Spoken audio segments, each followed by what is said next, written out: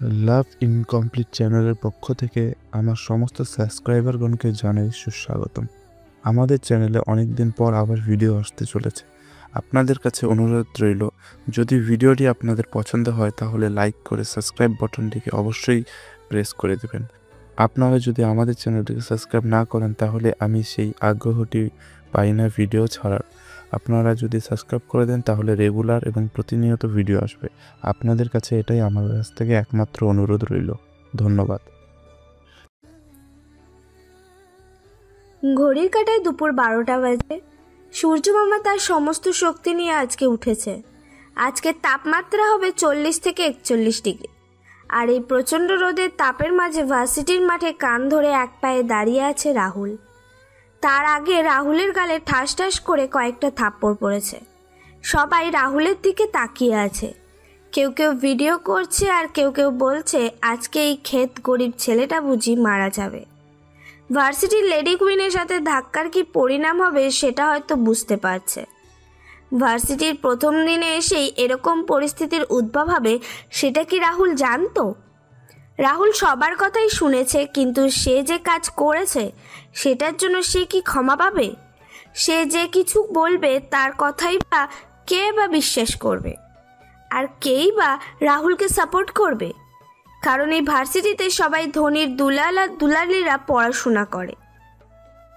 একটু আগে যে মেয়ের সাথে রাহুলের ধাক্কা লেগেছে আর ভুলবশত ওই কাজটা হয়ে গেছে, সেই মেয়ের সম্পর্কে এতক্ষণে রাহুল ধারণা হয়ে গেছে। সেই মেয়ে কোনো সাধারণ মেয়ে নয়, মেয়েটা কোনো বড়লোক বাপের মেয়ে। রাহুল কান্না ধরে মাথা নিচু করে আছে, আর এদিকে রাহুলের দিকে তাকিয়ে রাগে ফুঁসছে লেডি কুইন খ্যাতেই মেয়ে। তখন সেই লেডি কুইন এসে রাহুলের কলার ধরে লাথি ঘুষি মারতে লাগলো। রাহুল কিছু বলবে তার আগে লেডি কুইনের বন্ধুরা এসে রাহুলকে শক্ত করে ধরে রাখে। রাহুলকে আধমরা করে এই লেডি কুইন বলে, টুকাইয়ের বাচ্চা, তোর তো সাহস কম না? তুই এই ঋতুকে ধাক্কা দিয়েছিস? মারের কারণে আমার চোখ দিয়ে জল পড়ছে আর সাথে ব্যথা। তারপর বললাম, আসলে ব্যথার জন্য রাহুলের কথা বলতে পারছে না।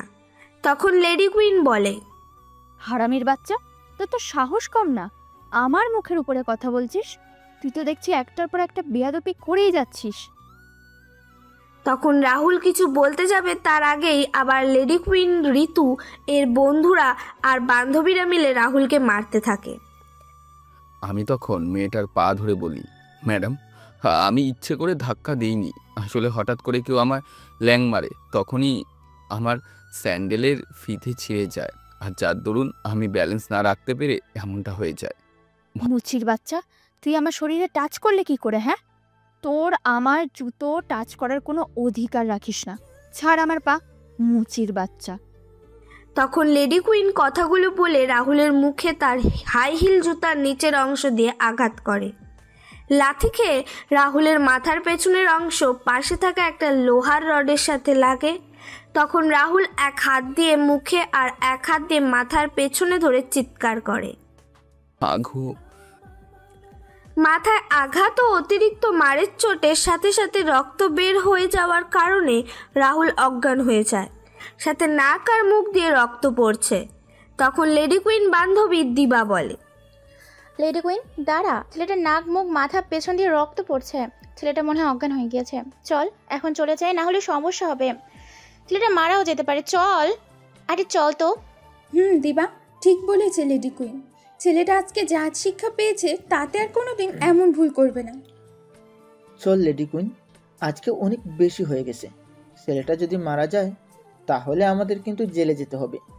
আরে চিল, আমার বাবা আর মা থাকতে কোনো সমস্যা হবে না, আর কোনো পুলিশের সাহস হবে না আমার নামে মামলা নেওয়ার।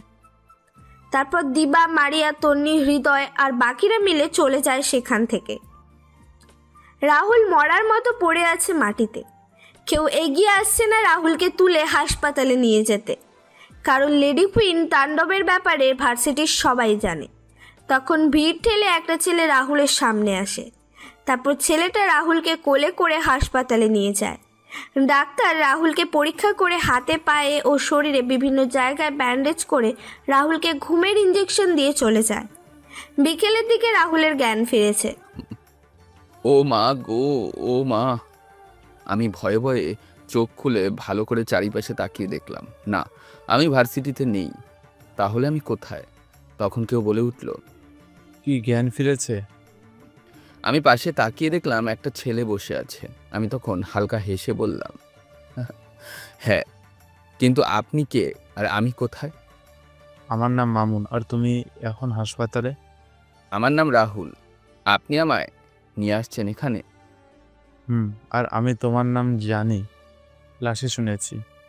ও আচ্ছা। হ্যাঁ, আর আমায় আপনি আপনি বলবেন না। আমি তোমার সমবয়সী, তোমার সাথেই পড়ি। আচ্ছা, আপনি কোন ডিপার্টমেন্টে? CSE department, first year. আমিও একই ডিপার্টমেন্টে। বাহ, তাহলে আমরা আজকে থেকে বন্ধু? না, এটা হয় না। কেন হয় না? আপনারা বড় লোক আর আমি একজন সামান্য মুচির ছেলে। আপনার সাথে আমাদের কখনো যায় না। কোথায় আপনি আর কোথায় আমি, আমার আপনার সাথে যায় না। আপনি আমায় ওদের হাত থেকে বাঁচিয়ে নিয়ে আসেন, এটাই অনেক। দেখো, আমি এসব চিন্তা করি না। আমি চিন্তা করি একটা কথাই। কি? সেটা হলো আমাদের সবচেয়ে বড় পরিচয় হলো আমরা মানুষ। আর আমার যদি মনে এসব ধনী গরিব নিয়ে খারাপ মনোভাব থাকতো, তাহলে আমি কি তোমার ওইখান থেকে হাসপাতালে নিয়ে আসতাম? কিন্তু আর কিন্তু নয়। আজকে থেকে তুই আমার বন্ধু। আচ্ছা, যেই মেয়েটা আমার সাথে এমনটা করলো সে কে? মনে হচ্ছে সে অনেক বড় লোকের মেয়ে। লেডি কুইনের পরিচয় তুই একটু পরে আমাদের গল্পের উপস্থাপক এর কাছ থেকে জানতে পারবি। তবে এটা বলতে পারি, এই মেয়ে ভার্সিটির ভালো ছাত্রদের সাথে অনেক খারাপ ব্যবহার করে। আজকে যখন স্যার এর থেকে তোর সম্পর্কে সব জেনেছিল, তখনই তোর দিকে লেডি কুইন কিছুক্ষণ তাকিয়েছিল। আমি তখন কিছু বুঝতে পারছিলাম না। ক্লাস শেষে আমি যখন তোর সাথে কথা বলতে যাব, তখনই আমার ফোন আসে। আমি ফোনে যতক্ষণ কথা বলে আসব, ততক্ষণে ওরা তোর সাথে এমন একটা কাজ করে নিল। ও আচ্ছা, বাদ দে, যা হওয়ার হয়ে গেছে। লেডি কুইন আমাদের সাথেই পড়ে। টাকা স্ট্যাটাস দিয়ে মানুষকে বিচার করে। ভার্সিটির সবাই ওকে এক নামে লেডি কুইন বলে। ভার্সিটি কেউ লেডি কুইনের ওপর কথা বলে না। তুই নিশ্চয়ই বুঝতে পারছিস লেডি কুইনের ওপর কথা না বলার কারণ। আচ্ছা, আজকে কি হয়েছিল যার জন্য লেডি কুইন তোর সাথে এমন করলো? আজকে আমার ভার্সিটির প্রথম দিন ছিল। আমি ক্লাস শেষ করে বাবার কাজে সাহায্য করার জন্য তাড়াতাড়ি করে ভার্সিটি থেকে বের হওয়ার জন্য একটু স্পিডেই হাঁটছিলাম। তখনই কেউ আমার পেছন থেকে ল্যাং মারে, যার জন্য আমি ওই লেডি কুইনের উপর গিয়ে পড়ি। আর কি? আমার ঠোঁট আর লেডি কুইনের ঠোঁট এক হয়ে যায়। আমি কিন্তু ইচ্ছে করে করিনি। অনেকবার বলেছি, কিন্তু ওই মেয়ে শুনছে না। ওই মেয়ে আমাকে সবার সামনে কান ধরে ভার্সিটির সামনে দাঁড়া করিয়ে রাখে, আর তারপর আমার উপর অত্যাচার করে। আমি অনেক রিকোয়েস্ট করে বলেছি, কিন্তু শুনে নাই। ও আমার সাথে এমন কাজই করলো। রাহুল কথাগুলো বলে চোখের জল ফেলে। তখন মামুন রাহুলের কাঁধে হাত দিয়ে বলে, কালকে থেকে দেখবো তোর ওপর কে হাত তুলে। মানে লেডি কুইন? তাহলে কালকে তোর উপর অত্যাচার করব। পারবে না। কেন? কারণ আমার বাবা হলেন সেনাবাহিনীর কর্নেল। আমার সাথে লেডি কুইন এমন ব্যবহার করতে পারবে না। না, আমি চাই না আমার কারণে কোনো সমস্যা হোক। আমি কারোর সাথে কোনো ঝগড়া বিবাদে জড়াবো না। আমার বাবা আর মায়ের স্বপ্ন আমি একজন বড় সফটওয়্যার ইঞ্জিনিয়ার হব। আমার সেই আশাটা পূরণ করতেই হবে। শুধু শুধু এই মেয়ের সাথে ঝামেলা করে লাভ নেই। ওই মেয়ে ওর মতন আর আমি আমার মতন চলবো। ঠিক আছে, আমি আসি তাহলে। কি করছিস তুই? তুই তো অসুস্থ। আমাদের মতন গরিবের কাছে এই আঘাতগুলো কিচ্ছুই না। হয়েছে ভাই, হয়েছে। ভাষণ দেওয়া, চুপচাপ বসে থাক। না রে, বাবা আর মা অনেক টেনশন করবে। আচ্ছা, তুই এখানে বসে থাক, আমি আসছি। মামুন চলে যায়। রাহুল শুয়েই আছে আর আজকে ভার্সিটিতে ঘটে যাওয়ার সমস্ত ঘটনা মনে করছে। রাহুলের শরীরের অনেক ব্যথা করছে, কিন্তু সে সেটা প্রকাশ করতে পারছে না। কিছুক্ষণ পর মামুন এসে বলে, কিরে, হেঁটে যেতে পারবি? হ্যাঁ। তারপর মামুন রাহুলকে ধরে ধরে নিয়ে গাড়িতে বসায়। তখন রাহুল বলে, কে আমায় গাড়ি বসাইলি কেন? তো কোথায় বসাবো? আরে আমি হেঁটেই চলে যাব বাসায়। হাসপাতালের ভিতর থেকে আসতে হাঁপিয়ে উঠছেন আর আপনি হেঁটে যাবেন? আরে কিচ্ছু না। চুপচাপ বসে থাক। তোর বাসার ঠিকানা আমায় বলে দে, আমি নিয়ে যাচ্ছি। তারপর মামুন রাহুলের বলা ঠিকানার উদ্দেশ্যে চলা শুরু করলো। কিছু সময় পর রাহুলের বাসার সামনে গাড়ি এসে থামে। মামুন দেখতে পায়। আমি দেখলাম চেপে ও বেঁকে যাও একটা মাটির বাড়ি। বাড়ির ওপারের টিনগুলো কেমন যেন পুরাতন। ভাগ্য ভালো, এমন শীতকালে যদি বর্ষাকাল হতো তাহলে তো টিন খুলে পড়ে যেত। এখন রাহুলের কণ্ঠে আমার ধ্যান ভাঙে। তখন রাহুল বলে, এটা হলো আমার বাবার বাড়ি। তোদের মতন এত বড় বাড়ি আমার নেই। আমার এই ছোট্ট বাড়ি, সামনে কিছু জায়গা আর গ্রামের বাড়িতে অল্প পরিমাণে কিছু ভিটে জায়গা আছে। তুই কি আমার বিশ্বাস করতে পারছিস না? বিশ্বাস করব না কেন? আমি যদি তোকে অবিশ্বাস করতাম তাহলে কি আমায় সব কিছু তোকে বলে দিতাম? তুই বিশ্বাস করতে পারিস না। চল আজকে তোর সাথে দুপুরের খাবার খাবো। টিন, চল তো। তারপর রাহুলকে ধরে নিয়ে মামুন ভিতরে যায়।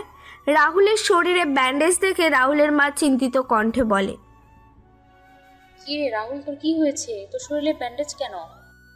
রাহুল কিছু বলার আগেই মামুন বলে, আসলে খালাম্মা রাহুল রাস্তা পার হতে গিয়ে এরকমটা হয়েছে। ডাক্তার দেখে নিয়ে আসছি। এখন যে এই মেডিসিনগুলো নিতে বলেছে সেগুলো ঠিক করে দিয়ে দেবেন। কি বাবা তুমি?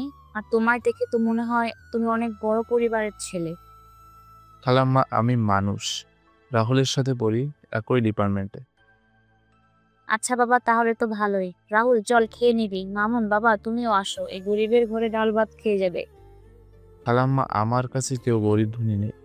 আমার কাছে সবাই মানুষ, এটাই বড় পরিচয়।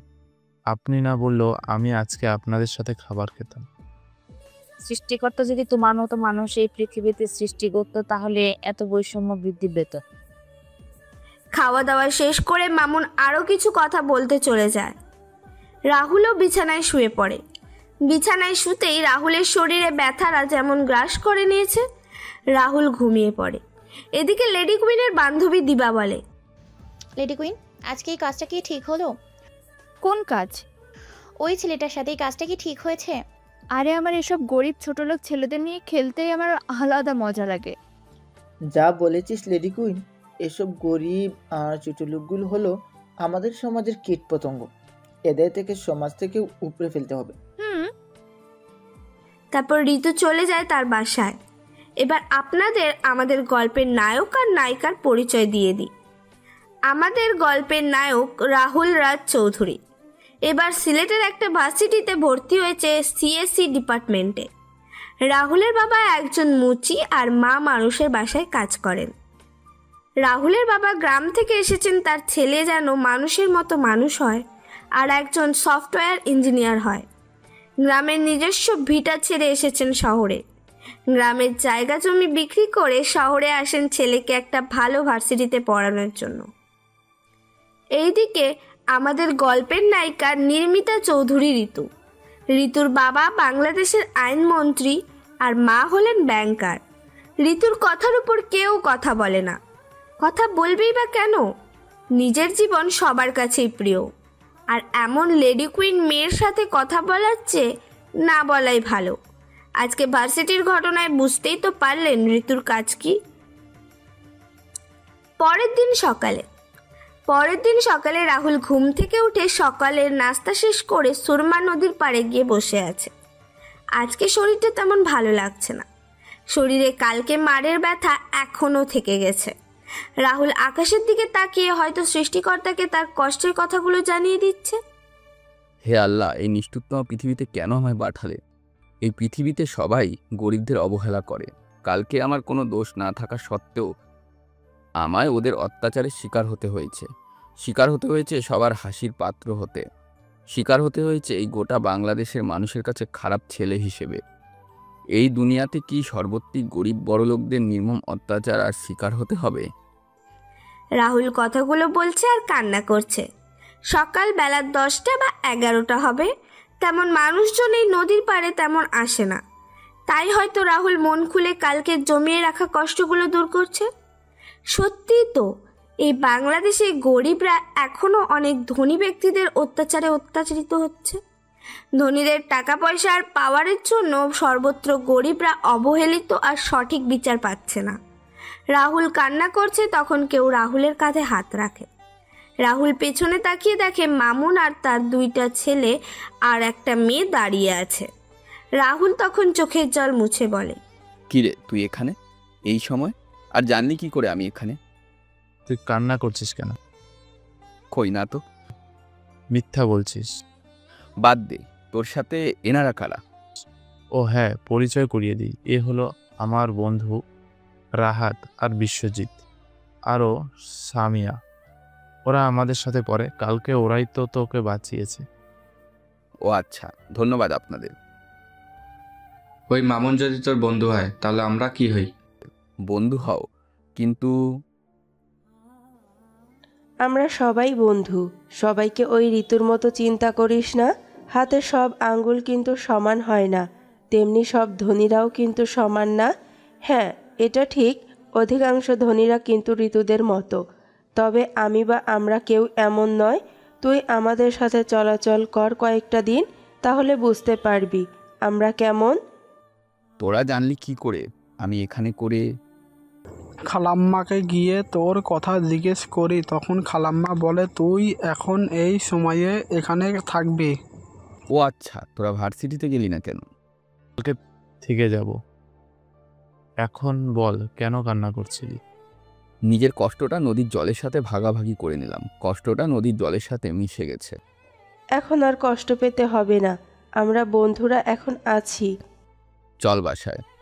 রাহুল, তুই আর সামিয়া যা, আমি রাহাত আর বিশ্বজিৎ আসছি। কোথায় যাবি তোরা? তোরা যা, আমরা আসছি। আচ্ছা। রাহুল আর সামিরা বাসায় চলে যায়। এদিকে মামুন, বিশ্বজিৎ আর রাহাত বাজারে এসে বাজার করতে থাকে রাহুলদের জন্য। বাজার করে মামুনরা রাহুলের বাড়ির উদ্দেশ্যে চলা শুরু করে। রাহুলের মা রাহুল আর সামিরা উঠানে বসে গল্প করছিল। তখন মামুনরাও চলে আসে। রাহুল তখন গাড়ির কাছে এগিয়ে যায়। রাহুল বাজার দেখে বলে, তোরা কি করছিস এটা? কি করেছি? বাজার করার মানে কি আছে? আরে কালকে মামুন বলল খালাম্মার হাতের রান্না নাকি অনেক সুস্বাদু, তাই আমরাও চলে আসলাম খালাম্মার হাতে রান্না খেতে। রান্না খাবি, ভালো কথা। এই বাজার করার মানেটা কি? তোর বুঝতে হবে না, নে বাজারগুলো নিয়ে ভেতরে চল।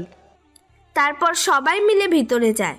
রাহুল, মামুন, রাহাত আর বিশ্বজিৎ বাইরে বসে কথা বলছিল, আর রাহুলের মা আর সামিরা রান্নাঘরে কাজ করছে। এদিকে আজকে রাহুলের বাবা কাজে না গিয়ে একটা কাজের জন্য বাইরে গিয়েছিলেন। রাহুলের বাবা বাসায় আসতেই সবার সাথে রাহুল তার বাবাকে পরিচয় করিয়ে দিল। তিনি মামুনদের বসে গল্প করতে বলে গোসল করতে গেলেন। দুপুরে সবাই মিলে একসাথে আনন্দ করে খাওয়া দাওয়া করে নিল। খাওয়া দাওয়া শেষ করে সবাই উঠোনে বসে গল্প শুরু করেন। তখন রাহুলের বাবা বলেন, তা বাবারা, তোমাদের সবার ইচ্ছে কি? একজন একজন করে বলা শুরু করলো। আঙ্কেল, আমার ইচ্ছে আমি একজন ওয়েব ডেভেলপার হব। আমার ইচ্ছে প্রোগ্রাম ডেভেলপার। যেহেতু আমি সারাদিন গেম খেলি, তাহলে আমার গেম ডেভেলপার হব। রোবোটিক্স নিয়ে কাজ করার ইচ্ছে আছে। কিরে রাহুল, তোর ইচ্ছে কি? তোমার ইচ্ছেটা আমার ইচ্ছে বাবা, আমি সফটওয়্যার ইঞ্জিনিয়ার হব। আমার ইচ্ছে কেন? এদের দেখ, এদের ইচ্ছে আছে, কিন্তু তোর কোনো ইচ্ছেই নেই কেন? বাবা, আমি যে আজ পর্যন্ত এই জায়গায় এসেছি সেটা তোমাদের জন্য। এখন আমার উচিত তোমার আর মায়ের ইচ্ছে পূরণ করা। তোর সুখী আমাদের সুখ রে বাবা। জানি মা। আমি সবাই মিলে আরও কিছু সময় আড্ডা দিল নানা রকম এর কথার মধ্যে দিয়ে। সন্ধ্যাবেলা মামুনরা চলে যায়। যাওয়ার আগে মামুন রাহুলকে বলে যায়, তুই ভার্সিটিতে একা যাবি না, আমি কালকে তোকে এসে নিয়ে যাব। আচ্ছা।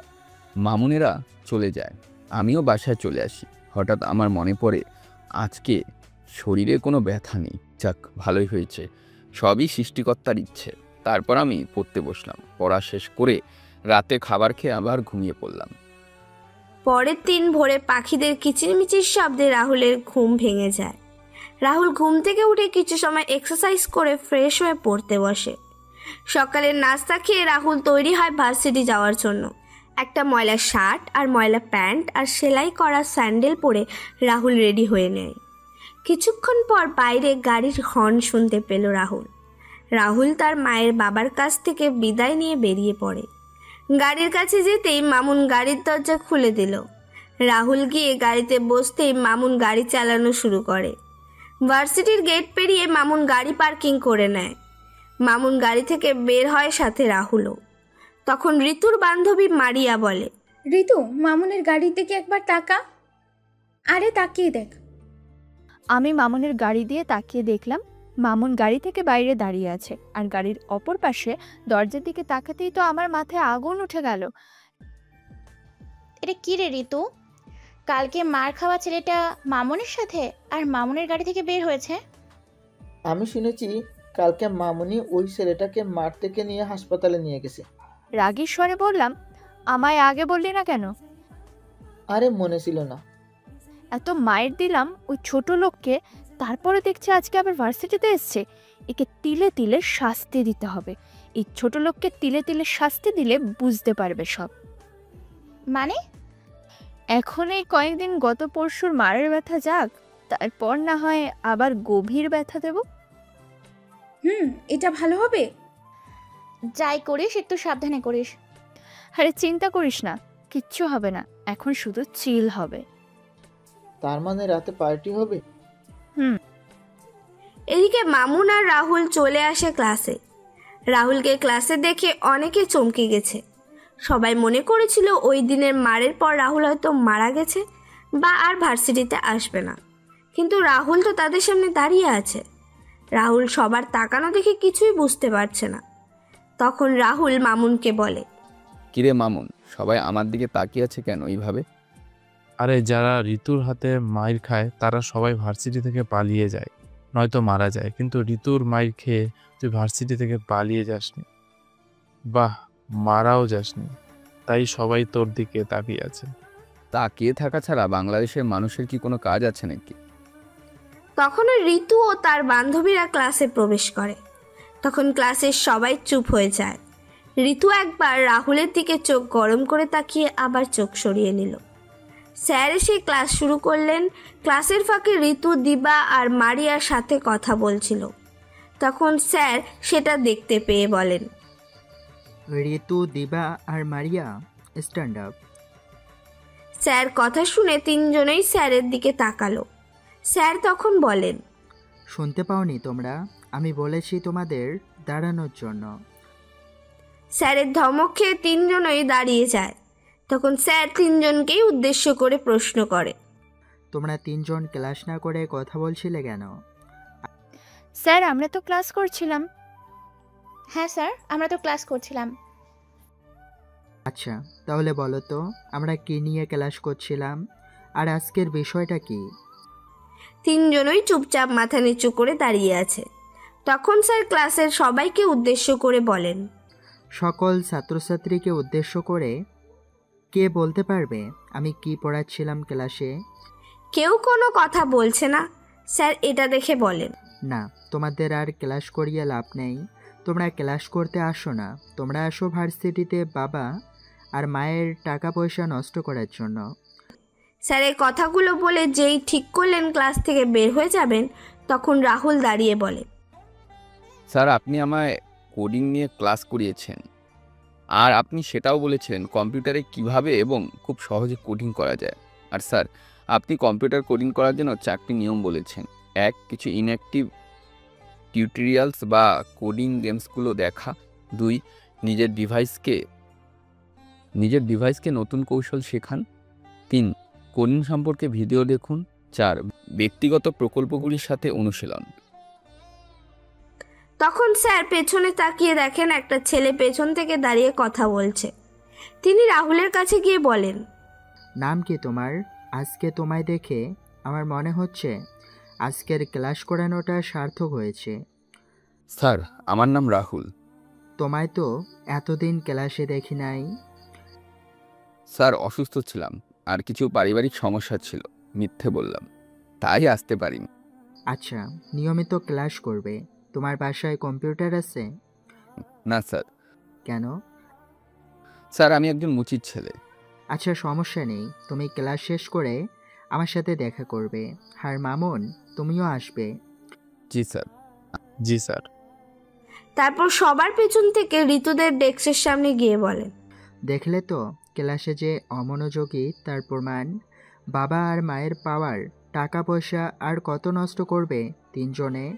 এবার তো নিজেদের বদলাতে পারো। ভার্সিটিতে আসো পড়ালেখা করার জন্য, তাহলে এসে পড়ালেখা করছো না কেন? এবার নিজেকে পরিবর্তন করো। আজকের ক্লাস এই পর্যন্ত। কালকের ক্লাসে এই অধ্যায় পুরোপুরি বুঝিয়ে দিব। স্যার চলে যাওয়ার পর ঋতু রাহুলের ডেস্কের কাছে গিয়ে দাঁড়িয়ে বলে, এই মুচির বাচ্চা, তুই এটা কি করলি? আমি আবার কি করলাম? স্যার তো ক্লাস থেকে চলে যাচ্ছিল, তাহলে তুই দাঁড়িয়ে ক্লাসের টপিকগুলো রিভিশন করতে গেলি কেন? হ্যাঁ, তোর জন্য স্যার আমায় অপমান করলো। আমায় বলছেন কেন? এটা আমার ব্যর্থতা। ক্লাসে এসে আড্ডা মারেন আর স্যার তো বলেই গেলেন। তোকে তো আমি... বাহ, আপনাকে পুরো দরজালের বউ লাগছে। রাহুলের মুখে এমন কথা শুনে ক্লাসের সবাই হাসতে শুরু করলো। তখন ঋতু চিৎকার করে বলে, এই চুপ চুপ সবাই, সব কটার কি মরার ইচ্ছা হয়েছে? ঋতুর ধমক খেয়ে সবাই চুপ হয়ে যায়। তারপর ঋতু রাহুলকে উদ্দেশ্য করে বলে, এই মুচির বাচ্চা, তোর তো সাহস কম না? আমায় নিয়ে মজা করিস, সবার কাছে আমায় হাসির পাত্র বানাচ্ছিস। তোকে তো... ঋতুর কথাগুলো বলে হাত তুলে রাহুলকে মারার জন্য। তখন মামুন ঋতুর হাত ধরে বলে, কিরে, বারবার গরিবদের বিনা দোষে আঘাত করতে ভালো লাগে? নিজের বরাবরদের সাথে লাগতে আয়, তাহলে বুঝতে পারবি। মামুন, হাতটা ছাড়। তুই কেন এখানে এসছিস? শুনলাম তুই এই মুচির বাচ্চাকে হাসপাতালেও নিয়ে গেছিস। তোর মানুষকে সম্মান করতে শেখা উচিত। জানিস তো কাকে কখন সৃষ্টিকর্তা কি থেকে কি পরিস্থিতি নিয়ে যায়, সেটা সৃষ্টিকর্তা ছাড়া আর কেউ বলতে পারে না। তোর জ্ঞান দেওয়া হয়ে গেছে। এই ঋতুর ভাগ্য এত খারাপ না, বুঝলি? অহংকার পতনের মূল একটা, জানিস তো। এটা শুধু গরিবদের জন্য, বুঝলি? আর এই মুচির বাচ্চা, তোকে তো আমি পরে দেখে নেব।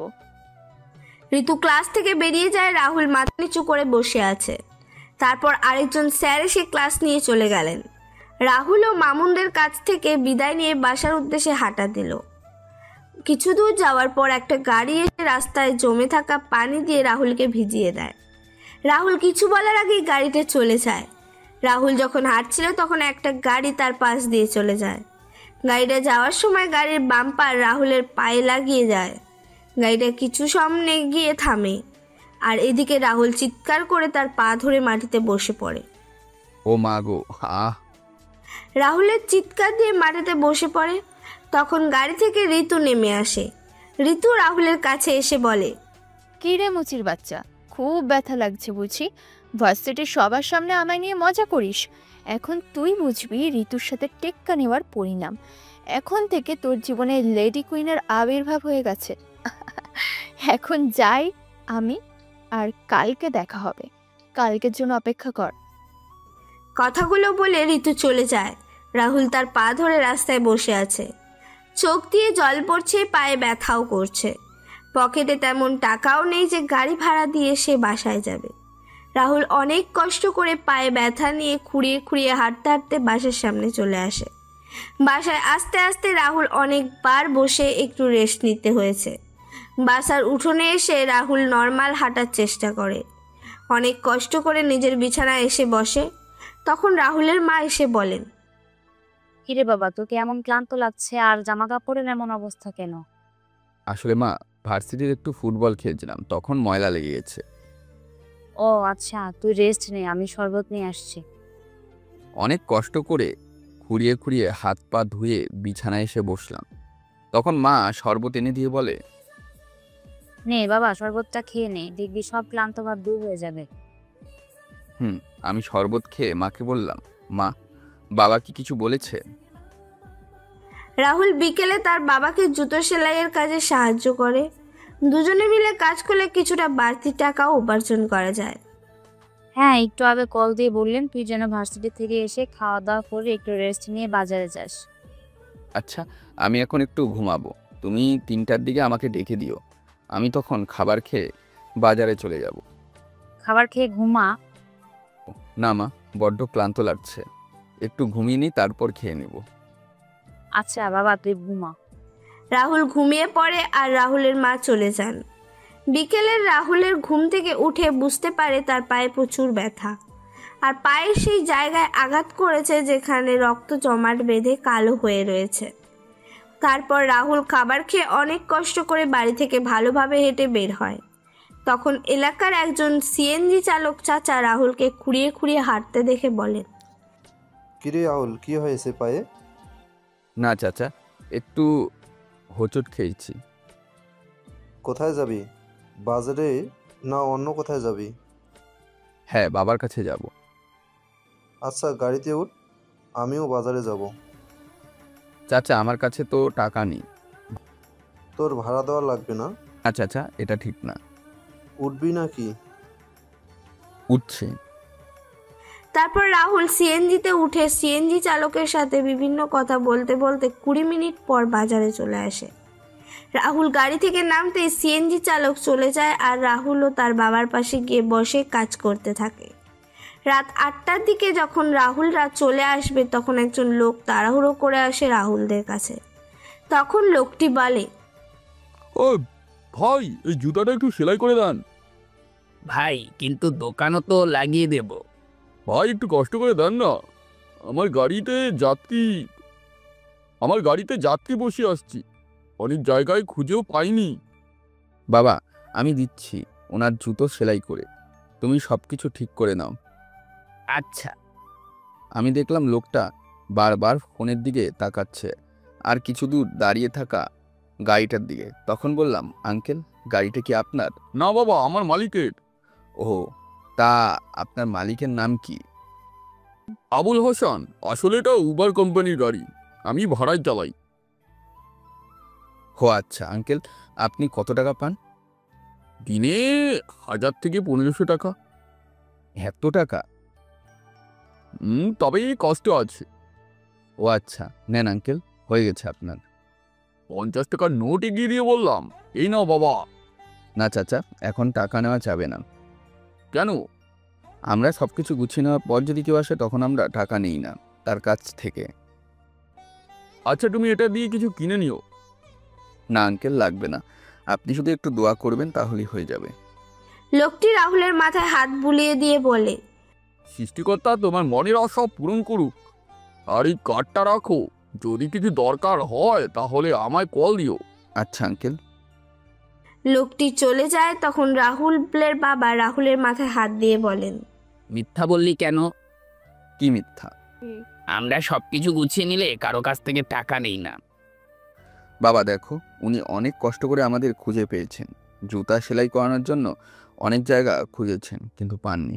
এখন ওনার কাছ থেকে আমাদের টাকা নেওয়া ঠিক হবে কি? বরং উনি খুশি হয়ে যেই দোয়া করে গেছেন সেটাই আমাদের এই টাকার থেকে অনেক বেশি কাজে আসবে। রাহুলের বাবা রাহুলের মাথায় হাত দিয়ে বলেন, দোয়া করি এভাবেই সারা জীবন মানুষের সাহায্য করে যাবি। তারপর রাহুল আর তার বাবা বাড়ির উদ্দেশ্যে রওনা দিলেন। রাহুলের হাঁটতে কষ্ট হলেও তার বাবাকে বুঝতে না দিয়ে বাবার সাথে তাল মিলিয়ে হাঁটছে, কিন্তু চোখ দিয়ে পানি পড়ছে। কিছু সময় পর বাসায় এসে রাহুল হাত পা ধুয়ে খাবার খেয়ে নিল। তারপর রাহুল পড়তে বসলো। রাত 10টায় রাহুলের বাবা রাহুলকে ডাক দিলেন, রাহুল, বাবা রাহুল। আমি পড়ছিলাম, তখন বাবার গলা শুনতে পেলাম। আমি তখন বাবার কাছে গিয়ে বললাম, হ্যাঁ বাবা বলো। এখানে বসো। আমি বাবার পাশে বসলাম। বাবা আমার দিকে কিছুক্ষণ তাকিয়ে থেকে বলল, ভার্সিটিতে তোর কি কোনো সমস্যা হয়? না তো বাবা, হঠাৎ এই প্রশ্ন যে? কেউ মুচির ছেলে বলে গালাগালি করে? না তো বাবা, তুমি এগুলো বলছো কেন? না এমনি। তা তোর পায়ে কি হয়েছিল? কই কিছু না তো। তাহলে খুঁড়িয়ে খুঁড়িয়ে হাঁটছিস কেন? তেমন কিছু না। রাহুল, সত্যি কথা বলবি? কি করব বুঝতে পারছি না। এখন যদি বাবাকে বলি তাহলে বাবা কষ্ট পাবে। না না, বাবাকে কষ্ট পেতে দেওয়া যাবে না। আমি কিছু বলছি না দেখে বাবা বললেন, কিরে কিছু বলছিস না যে? পায়ে কি হয়েছে? আসলে বাবা। রাহুল কিছু বলার আগে রাহুলের মা বলে ওঠেন, আজকেও ভার্সিটিতে ফুটবল খেলছিল, তাই হয়তো আঘাত পেয়েছে, তাই আমি পাশের ঘরে চাচিকে নিয়ে এলাম। রাহুল আর তার বাবা তাকিয়ে দেখলেন রাহুলের মা আর তার পাশের ঘরের চাচি দাঁড়িয়ে আছেন। তখন চাচি বলেন, আয় তো রাহুল দাদা, তোর পাটা ঝেড়ে দি, তাহলে আরাম পাবি। থাকবে না দাদি। যা তোর দাদির কাছে। বাধ্য ছেলের মতন দাদির পাশে গিয়ে বসলাম। দাদি আমার লুঙ্গি উরু পর্যন্ত তুলে দেখতে পেল পায়ের পেছনের অংশ কালো হয়ে রক্ত জমাট বেঁধে আছে। দাদি তখন মাকে বললেন, বৌমা যা, ঘর থেকে চাকুটা নিয়ে আয়। কেন চাচি, কি হয়েছে? পায়ে আঘাত পেয়ে রক্ত জমাট বেঁধে আছে, এটা বের করতে হবে। তারপর চাকু এনে রাহুলের পা থেকে জমাট বেঁধে থাকা রক্ত বের করা হয়। রাহুল ব্যথা চিৎকার করছে না, কিন্তু চোখ দিয়ে জল পড়ছে। জমাট বেঁধে থাকা রক্ত বের করে সেই জায়গায় ব্যান্ডেজ করে দেওয়া হলো। তারপর রাহুল তার রুমে গিয়ে ঘুমিয়ে গেল। সকালে রাহুলের ঘুম ভাঙে 11টায়। আমি ঘুম থেকে উঠে বুঝতে পারলাম অনেক বেলা হয়ে গেছে। আমি তখন আমার ভাঙা ফোনটা হাতে নিয়ে দেখি 11টা বাজে।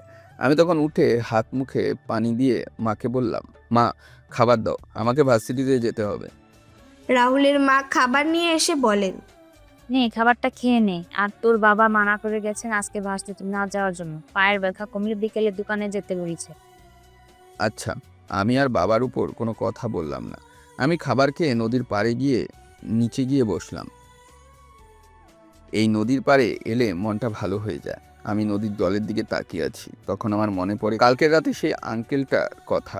আমি চিন্তা করে দেখলাম, আমি যদি আঙ্কেলের সাথে কথা বলে ওনার মতন একটা গাড়ি চালানোর ব্যবস্থা করে দেন তাহলে ভালো হতো।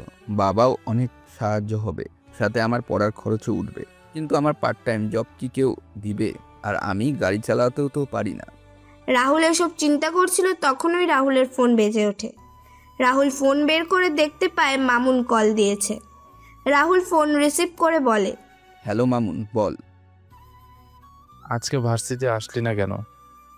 ভালো লাগছিল না তাই। কোথায় তুই এখন? নদীর পাড়ে বসে আছি। আমি আর বিশ্বজিৎ আসছি, তুই থাক ওই জায়গায়। রাহুল ফোন রেখে দেয়। তারপর আবার নদীর জলের দিকে তাকিয়ে আছে রাহুল। কিছু সময় পর গাড়ি থামার শব্দ শুনতে পায় রাহুল। পিছনে তাকিয়ে দেখে মামুন আর বিশ্বজিৎ আসছে। মামুন আর বিশ্বজিৎ রাহুলের কাছে এসে বসে। তখন বিশ্বজিৎ বলে, কিরে ভার্সিটিতে আসলি না যে আজকে? ঘুম থেকে উঠতে দেরি হয়ে গেছে, তাই আর যাইনি। কালকে ফোন দিলাম, রাতে রিসিভ করলি না যে? ঘুমিয়ে পড়েছিলাম, তাই করি নাই। হঠাৎ করে বিশ্বজিতের চোখ পড়ে রাহুলের পায়ের দিকে। তখন বিশ্বজিৎ বলে, কিরে রাহুল, তোর পায়ে ওটা কি বাধা? আমি তাকিয়ে দেখলাম বাতাসের কারণে লুঙ্গির কিছুটা হাঁটুর উপরে উঠে গেছে, আর কালকের দাদির দেওয়া ব্যান্ডেজ দেখা যাচ্ছে। আমি লুঙ্গি দিয়ে ঢেকে বললাম, কই কিছু না। দেখি কি? হারে কিছু না রে, লুঙ্গির বর্ডার হবে হয়তো। দেখতে তো আর সমস্যা নেই। তারপর মামুন আর বিশ্বজিৎ মিলে রাহুলের ব্যান্ডেজ খুলে দেখতে পায় জায়গাটা কালো হয়ে আছে, আর এখনো কিছু রক্ত লেগে আছে সেখানে। তখন মামুন বলে, কি করে হলো এটা? কি করে বলবি তো? এবার বুঝেছি তোর ভার্সিটি না যাওয়ার কারণ। তোর কি বলছিস তোরা? বলবি কি হয়েছে? তখন বিশ্বজিৎ মামুনকে বলে, আজকে ঋতু ভার্সিটিতে আমাদের কি বলেছিল মনে আছে? হ্যাঁ, কিন্তু এটা রাহুলের এর পিছনে ঋতুর হাত নেই তো? কিরে রাহুল, বলছিস না যে? আজকে এই ঋতুর একটা ব্যবস্থা করতে হবে। আমি নিশ্চুপ। না, তোরা কোথাও যাবি না, আর ঝামেলা করে লাভ নেই। ওকে, তাহলে বল কি করে হলো এটা? তোরা ওর সাথে কোনো কিছু করবি না, আর কিছু বলবিও না। আমার মনে হচ্ছে ওকে যে কি করতে। কি করবি বলতো? এই মেয়ের অনেক বার বেড়েছে। কিছু করতে হবে না। তাহলে ভার্সিটি গিয়ে তুই ঋতুর অত্যাচার সহ্য করবি? সহ্য করা ছাড়া আর কিছু করার আছে কি? আমি হলাম একজন মুচির ছেলে। এমনি বাবা অনেক পরিশ্রম করে আমায় এতদূর পড়াশোনা করিয়েছে। এখন তো আমার উচিত বাবার এই কষ্ট আর পরিশ্রমকে সুখে পরিণত করা। তাই শত কষ্ট সহ্য করেও আমাকে আমার লেখাপড়া চালিয়ে যেতে হবে। তোরা বাবা আর মাকে কিছু বলবি না ভার্সিটির ব্যাপারে।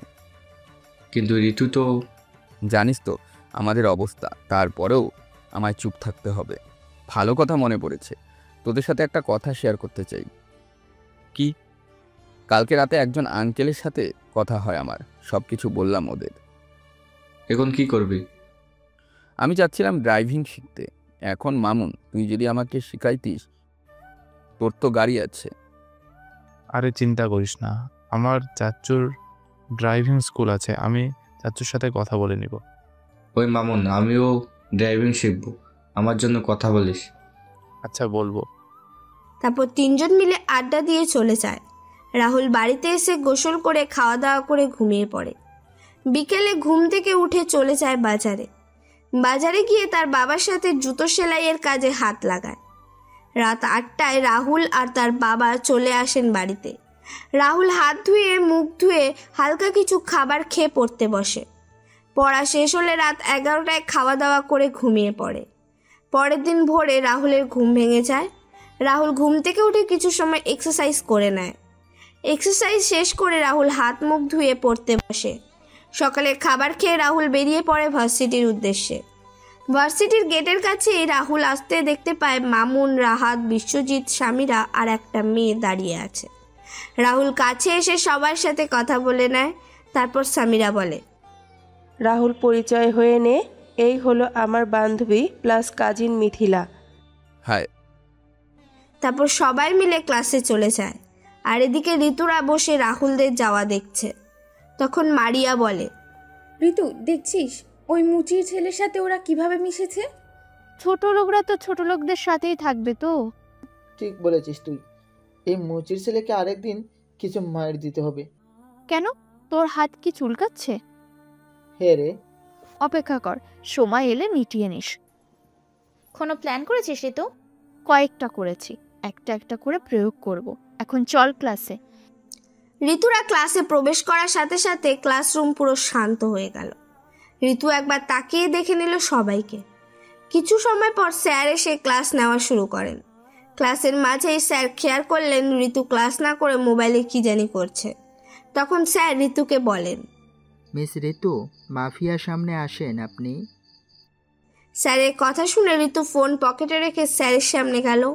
স্যার তখন একটা একটা করে কয়েকটা সংখ্যা লিখে বলেন, এটার বাইনারি করো তো তুমি। স্যার ঋতুর হাতে মার্কার দিয়ে এসে চেয়ারে বসেন। ঋতু একবার হোয়াইট বোর্ডের দিকে তাকাচ্ছে আর একবার স্যারের দিকে। ক্লাসের সবাই তাকিয়ে আছে ঋতুর দিকে। কিছু সময় পর স্যার বলেন, কি হলো, পারছো না তুমি? অবশ্যই পারবে কি করে, ভার্সিটি আসলে গ্যাং নিয়ে আর ক্লাসে আসলে মোবাইল নিয়ে। তোমার যদি ক্লাস করার ইচ্ছে না থাকে তাহলে কালকে থেকে আমার ক্লাসে আসবে না, আজকে সারা ক্লাস এখানে দাঁড়িয়ে থাকবে। স্যার তখন রাহুলকে উদ্দেশ্য করে বলেন, রাহুল, এটার বাইনারি করে দেখাতে পারবে? চেষ্টা করে দেখতে পারি স্যার। আচ্ছা আসো। তারপর আমি স্যারের কাছ থেকে মার্কার নিয়ে আমি বোর্ডের সংখ্যাগুলো বাইনারি করতে লাগলাম। এদিকে ঋতু আমায় বলছে, এটা করিস না, তাহলে তোর জন্য ভালো হবে। যদি করিস তাহলে তোকে এর মাসুল দিতে হবে। আমি ঋতুর কথা কানে না তুলে আমার কাজে মনোযোগী দিলাম। কিছুক্ষণ সময় পর স্যারকে বললাম, স্যার বাইনারি করা শেষ। রাহুলের বলার পর আমি তাকিয়ে দেখলাম রাহুল ভালোভাবে বাইনারিগুলো করতে পারছে। আমি তখন বললাম, সবাই রাহুলের জন্য হাততালি দাও। সবাই হাততালি দিল, শুধু ঋতুর গ্যাং ছাড়া। মামুন, রাহাত, বিশ্বজিৎ আর সামিরা ঋতুকে জানানোর জন্য স্কাউটের স্বাগতম তালি দিতে লাগলো। ঋতু এটা দেখে তো রেগে বোম হয়ে গেছে। স্যার আরও কিছু সময় ক্লাসে নিয়ে যাওয়ার সময় রাহুল আর মামুনকে বলেন, রাহুল আর মামুন, তোমরা আমার সাথে এসো। রাহুল আর মামুন স্যারের সাথে চলে যায়। স্যারের রুমে এসে রাহুল আর মামুনকে বসার জন্য বলেন স্যার, কিন্তু ওরা না বসে দাঁড়িয়ে রইল। তখন স্যার বলেন, সিএসইতে ভর্তি হয়েছ, তার জন্য তোমার একটা কম্পিউটার বা ল্যাপটপের প্রয়োজন। তোমার কি বাসায় ল্যাপটপ বা কম্পিউটার আছে? স্যারের কথা শুনে আমার মনটা খারাপ হয়ে গেল। আমার তো মনেই ছিল না আমার যে ল্যাপটপ বা কম্পিউটার নেই। আমি তখন মাথা নাড়িয়ে না বললাম। আচ্ছা, তুমি চিন্তা করো না, আমাদের ভার্সিটির কয়েকটা ল্যাপটপ অতিরিক্ত আছে। আমি তোমার জন্য কথা বলে অধ্যক্ষ স্যারের সাথে কথা বলে নিয়েছি। অধ্যক্ষ স্যার বলেছেন তোমার জন্য একটা দিয়ে দিতে। আমি স্যারের কথা শুনে অনেক খুশি হলাম। আমি স্যারের পায়ে ধরে সালাম করলাম। তখন স্যার বলল, তবে তোমার কথা দিতে হবে, তোমাদের 22 ব্যাচ থেকে একটা টিম তৈরি করা হবে। এ বছরের শেষে আমাদের এশিয়ার ভিতরে 45তম প্রোগ্রামিং প্রতিযোগিতা হবে। এশিয়ার সকল ভার্সিটির সিএসসি ডিপার্টমেন্টের একটা করে টিম অংশগ্রহণ করবে। এই প্রতিযোগিতায় প্রোগ্রামিং সহ আরও কিছু বিষয় নিয়ে সেই প্রতিযোগিতা হবে। এখানে কয়েকটা সমস্যা দেওয়া হবে। যারা যত তাড়াতাড়ি সমস্যার সমাধান করতে পারবে তারা চ্যাম্পিয়ন হবে। যেই করে হোক আমাদের চ্যাম্পিয়ন হতে হবে। স্যার, আপনি দোয়ার আমাদের কিছু দিক নির্দেশনা দিলে আমরা আমাদের সব কিছু দিয়ে চেষ্টা করব। তবে আমি তোমাদের ব্যাচ থেকে তোমরা 2 জন সহ রাহাত, বিশ্বজিৎ, সামিরা আর মিথিলাকে সিলেক্ট করেছি। তোমরা রেগুলার ক্লাস ভার্সিটিতে করবে আর প্রত্যেক দিন সকাল 8টায় আমার বাসায় তোমাদের নিয়ে ক্লাস করাবো। স্যার ভালোই হবে। তবে কি? স্যার, এই ঋতু মেয়েটা যদি কিছু করে? স্যার, ঋতু রাহুলের এই ভার্সিটি আসার প্রথম দিন থেকে শুরু করে এসব কাজ করেছে। রাহুল, তুমি জানাওনি কেন আমাদের? এসব ঝামেলা আমি পছন্দ করি না, তাই আমি এই সব কিছু এড়িয়ে চলার চেষ্টা করি স্যার। আচ্ছা, আমি দেখব। আর এই ক্লাসের কথা কেউ যাতে জানতে না পারে, শুধু তোমরা 6 জন ছাড়া। জি স্যার। মনে থাকবে স্যার। তারপর রাহুল আর মামুন ক্লাসে চলে যায়। ক্লাস শেষ করে মামুন সবাইকে নিয়ে তার বাসায় নিয়ে যায়। রাহুল যেতে চাইছিল না, কিন্তু মামুনের জোরাজুরির কাছে হার মেনে যেতে হয়েছে। এদিকে দিবা ঋতুকে বলছে, ঋতু, ক্লাসে এইভাবে অপমান হওয়ার কোনো মানে আছে কি? মানে? আমরা ভার্সিটিতে আসছি কেন? পড়ালেখা করার জন্য, কিন্তু সেটা তো আমাদের হচ্ছে না। এবার এসব বাদ দিয়ে আমাদের পড়ালেখায় মনোযোগ হওয়া দরকার। ধুর, স্যারের এসব কথা কানে নিচ্ছিস কেন তুই? তোর মান সম্মান নাও থাকতে পারে, আমার আছে। তাই আমি ঠিক করেছি আমি আর তোদের সাথে চলাফেরা করব না। দিবা, তুই কি বলছিস? হ্যাঁ, আমি ঠিক করেছি। আর তোদের সাথে থেকে আমি অনেক খারাপ কাজ করেছি, এখন থেকে ভালো কাজ করার চেষ্টা করব। আর ঋতু, সময় থাকতে নিজেকে একটু বদলানো দরকার তোর। দিবা, একটু আগে তুই যে কথাটা বললি না, এটা যদি তুই ছাড়া অন্য কেউ বলতো তাহলে তার অবস্থা খারাপ করে দিতাম। যা, তোর মতো মেয়ে আমাদের সাথে থাকার যোগ্য না। যা যা। ঠিকই বলেছিস। দিবা চলে আসে ঋতুদের কাছ থেকে। এদিকে মামুন সবাইকে নিয়ে তার বাসায় চলে যায়। বাসায় একটা রুমে গিয়ে 4 জন বসে। তারপর মামুন আর রাহুল বাকি 4 জনকে উদ্দেশ্য করে বলে, আজকে ক্লাস টেস্ট স্যার। আমায় আর মামুনকে নিয়ে কি কিছু কথা বলছেন? সেই কথাগুলো তোমাদের সব জানা দরকার। কি কথা? স্যার বলেছেন আমাদের 22 ব্যাচ থেকে স্যার একটা টিম তৈরি করছেন। আমরা যারা এখানে আছি তাদের নিয়ে একটি টিম করা হয়েছে। স্যার বলছে এই বছরের শেষের দিকে একটা প্রোগ্রামিং প্রতিযোগিতা আয়োজন করা হবে এবং আমাদের সেখানে অংশগ্রহণ করে সেই প্রতিযোগিতায় চ্যাম্পিয়ন হতে হবে। স্যার আমাদের কাছে অনেক আশা করেছেন, আমাদের উচিত স্যারের এই আশাটা পূরণ করা। তার জন্য স্যার আমাদের আলাদা ক্লাস করাবেন তার বাসায়। সকাল 8টায় স্যার বাসায় যাওয়ার জন্য বলেছেন। তাহলে তো ভালোই হবে। আমরা আমাদের সকল সমস্যা আর ওই প্রতিযোগিতার জন্য ভালোভাবে প্রস্তুতি নিতে পারবো। সবার মতামত কি? আমাদের সবাইকে ভালো করে প্রস্তুতি নিয়ে স্যারের ভার্সিটির নামটা উজ্জ্বল করতে হবে। তখন সবাই একসাথে বলে উঠল, আমরা রাজি। আমরা আমাদের নিজের বেস্ট ট্রাই করব। তারপর সবাই মিলে আর কিছু সময় আলোচনা করে মামুনের বাসায় খাওয়া দাওয়া করে চলে যায়। রাহুলও তার বাড়িতে এসে জানতে পারে তার বাবা কিছু কাজে গ্রামে গিয়েছে, যার জন্য দোকানে যাওয়া হয়নি। রাহুল তার মাকে বলে জুতো সেলাইয়ের বক্সটা নিয়ে আসতে। রাহুল সেই বক্সটা নিয়ে বাজারের উদ্দেশ্যে হাঁটা দিল। বাজারে পৌঁছে গিয়ে কাজ লেগে পড়ে। এদিকে ঋতু আর মারিয়া বিকেলে মারিয়ার ফুপুর বাসায় যাওয়ার জন্য বের হয়। মারিয়ার ফুপুর বাড়ি যেতে হলে রাহুলদের বাজার পেরিয়ে যেতে হয়। রাহুলদের বাজারে এসে মারিয়া আর ঋতু বের হয় গাড়ি থেকে কিছু জিনিস কেনার জন্য। জিনিসগুলো নিয়ে যখন গাড়ির কাছে আসছিল তখন ঋতুর জুতো ছিঁড়ে যায়। তখন ঋতু আর মারিয়া অনেক খুঁজে জুতার দোকান পেল না। তখন মারিয়া বলে, কি করবে এখন?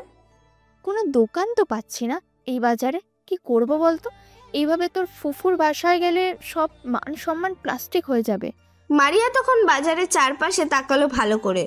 তখন একটা মুচির দোকান দেখতে পেল। তখন মারিয়া ঋতুকে বলে, এই ঋতু, পেয়েছিস? জুতার দোকান? না, মুচি। মুচি দিয়ে কি হবে? আরে জুতো সেলাই করে দিবে। কি? না না, মুচির সেলাই করে জুতা আমি পরবো না, কখনো না। আরে তাহলে তুই কি জুতা ছাড়া ফুপুর বাসায় যাবি? প্রয়োজন হলে যাব, তবুও জুতা মুচি দিয়ে সেলাই করব না। তাহলে আর কি, তোর মান সম্মান প্লাস্টিক হবে। তাহলে তুই এক কাজ কর। আমি খুশিয়ে বললাম, কি কাজ বল? তুই এই বাজারে বসে থাক, আমি ফুপুর বাড়ি থেকে আসছি। এই না। তাহলে তুই জুতা সেলাই করিয়ে নে। আমি কোনো উপায় না পেয়ে বললাম, আচ্ছা চল। তারপর ঋতু আর মারিয়া সেই মুচির দোকানের সামনে এসে বসে। এই মুচি, এই মুচি। আমি কাজ করছিলাম, হঠাৎ মেয়ে কণ্ঠ আর মুচি নাম শুনে সামনে তাকাই আমি। কারণ আমাদের কেউ মুচি বলে না বাজারে। বাবাকে সবাই বাজারে বাবু ভাই আর আমায় রাহুল বলেই ডাকে। আমি তো সামনে তাকিয়ে অবাক, কারণ আমার সামনে ঋতু আর মারিয়া দাঁড়িয়ে। আমি যেরকম ওদের দেখে অবাক হয়েছি, এমনি ওরাও আমায় দেখে অবাক হয় এবং তাকিয়ে আছে। তখন ঋতু বলে উঠে, আরে এই যে আমাদের ভার্সিটির সে ছোট লোকটা। আমি আর কোনো কথা না বলে মাথা নিচু করেই রইলাম। এই ঋতু, তোর জুতাটা দে ছোট লোককে, সেলাই করে দিক। আমি পারবো না, বল আমার পা থেকে খুলে নিতে। দিয়ে দে। বল খুলে নিতে, আমি অনেক টাকা দেব। রাহুল কোনো কথা বলছে না, মাথা নিচু করে আছে। বাজারে সবাই তাকিয়ে আছে রাহুলের দিকে, কেউ কিছু বলবে কি করে। তখন ঋতু আবার বলে, কি রে, জুতা পা থেকে খুলে নিবি না?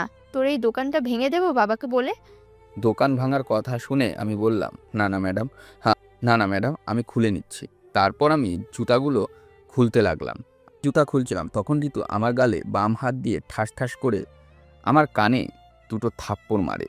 থাপ্পড় খেয়ে মনে হচ্ছে আমার কানের ভিতরটা ফেটে যাবে। আর ঋতু বলছে, হারামির বাচ্চা, আস্তে কর। পা থেকে জুতা খুলতে পারছিস না নাকি ইচ্ছে করে আমায় ব্যথা দিচ্ছিস?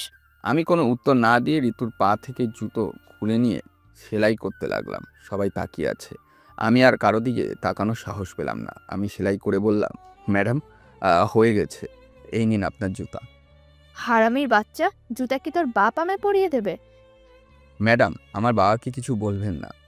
আপনার যা বলার আমাকে বলুন, কিন্তু আমার বাবাকে বলবেন না। আমি জুতা ঋতুর পায়ে পরিয়ে দিয়ে বললাম, কেন? তোর বাপ কি কোনো মিনিস্টার যে তোর বাপকে নিয়ে কোনো কথা বলবো না? ম্যাডাম, বাবা আমায় অনেক কষ্ট করে ভার্সিটি পর্যন্ত পড়াশোনা করাচ্ছেন, তাকে এর মাঝে নিয়ে আসবেন না। আমি আপনার পায়ে পড়ি, তবু আমার বাবা আর মাকে নিয়ে কিচ্ছু বলবেন না। ঋতু রাহুলকে তার পা থেকে লাথি দিয়ে সরিয়ে বলে, ছোট লোকের বাচ্চা, বেশি কথা বলছিস।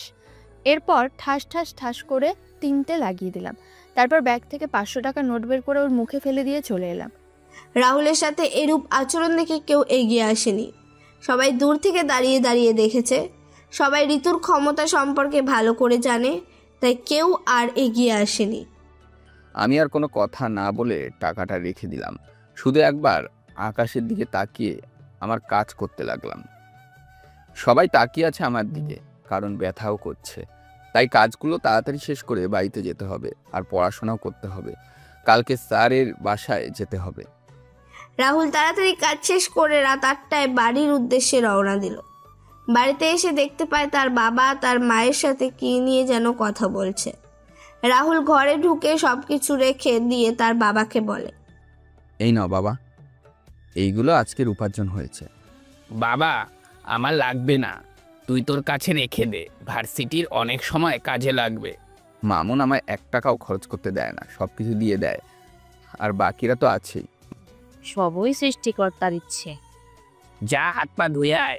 তারপর রাহুল হাত পা ধুয়ে হালকা নাস্তা করে তার বাবা আর মায়ের কাছে গিয়ে বসে। তখন রাহুল বলে, বাবা আর মা, তোমাদের একটা কথা বলা হয়নি আমার। কি কথা? আজকে ভার্সিটি সব কিছু বাবা আর মাকে বললাম। তাহলে তো ভালোই, বিকালে আমার সাথে যাস, কাজের দরকার নেই। তুই মনোযোগ দিয়ে পড়াশোনা কর, আর স্যার যেহেতু তোদের কাছে ভালো কিছু প্রত্যাশা করছে সেটা পূরণ করার চেষ্টা কর। আল্লাহর কাছে দোয়া করি তোরা সবাই মিলেমিশে ভালো কিছু অর্জন করবি। বাবা আরেকটা জিনিস বলার ছিল। কি বলবি আর? আমি গাড়ি চালানো শিখতে চাই। বাবা তুমি তো অনেক কষ্ট করো আমাদের জন্য, তাই আমি ভাবছি ভার্সিটি থেকে এসে যেই সময় পাই সেই সময় গাড়ি চালাবো। তোমায় এখন কষ্ট করতে হবে না, আমি এখন মারা যাইনি। বাবা প্লিজ, আমি নিজে না হয় আমার খরচ চালাবো, প্লিজ বাবা। বাবা বাবা তুই পারবি না সব কিছু সামলাতে? পারবো বাবা। রাহুল, এতে করে তোর উপর অনেক কাজের চাপ পড়বে বাবা। বাবা মা তোমাদের দোয়া আমার মাথার উপর থাকলে আমি সব কিছু ভালো মতন সামলে নিতে পারবো। কিন্তু টাকা লাগবে তো। বাবা মামুন বলেছে টাকা লাগবে না, ওর চাচ্চুর ড্রাইভিং স্কুল আছে, আর আমার সাথে বিশ্বজিৎও শিখবে। মামুন ছেলেটা তোর জন্য অনেক কিছু করেছে, আর বাকিরাও। ওরা বন্ধুগুলো অনেক ভালো, অন্যদের মতন অহংকারী না। তারপর রাহুল বাবা আর মায়ের পাশ থেকে এসে পড়তে বসে। পড়া শেষ করে রাহুল খাওয়া দাওয়া শেষ করে ঘুমিয়ে পড়ে। পরের দিন সকালে রাহুল উঠে চলে যায় স্যারের বাসায়। সবাই একসাথে ক্লাস করে চলে যায় ভার্সিটিতে। ভার্সিটি থেকে ক্লাস শেষ করে মামুন আর তার চাচুর ড্রাইভিং স্কুলে নিয়ে যায় রাহুল আর বিশ্বজিৎকে। সেখানেই দুজনকে তার চাচুর সাথে পরিচয় করিয়ে দেয়। চাচুও বলে দিলেন কালকে থেকে ভার্সিটি শেষ করে তার স্কুলে দুজনকেই আসার জন্য। স্কুল থেকে বেরিয়ে রাহুল, মামুন আর বিশ্বজিৎ চলে যায় যার যার বাসায়। রাহুল বাসায় গিয়ে খাওয়া দাওয়া শেষ করে চলে যায় তার বাবার দোকানে। রাহুল কাজ শুরু করে, তখন তার বাবা রাহুলকে বলেন, কালকে তোকে নাকি একটা মেয়ে বাজারে সবার সামনে মারছে। আমি কাজ করছিলাম, তখন আমি বাবার প্রশ্ন শুনে কিছুটা চমকে যাই। তখন আমি বললাম, কই না তো। সবাই যে বলেছে। আরে বাবা ও কিচ্ছু না। সবাই বলছিল তোকে মেরেছে, সাথে অপমানও করেছে। ওই মেয়েটা বলেছিল টাকা ভাঙতে হবে কিনা, আমি তখন মানা করি। এই নিয়ে একটু কথা হয়েছিল, আর কিচ্ছুই না। মানুষ বিপদে পড়লে সাহায্য করবি, ভাঙতি না থাকলে ভাঙতি করে নিয়ে আসতি।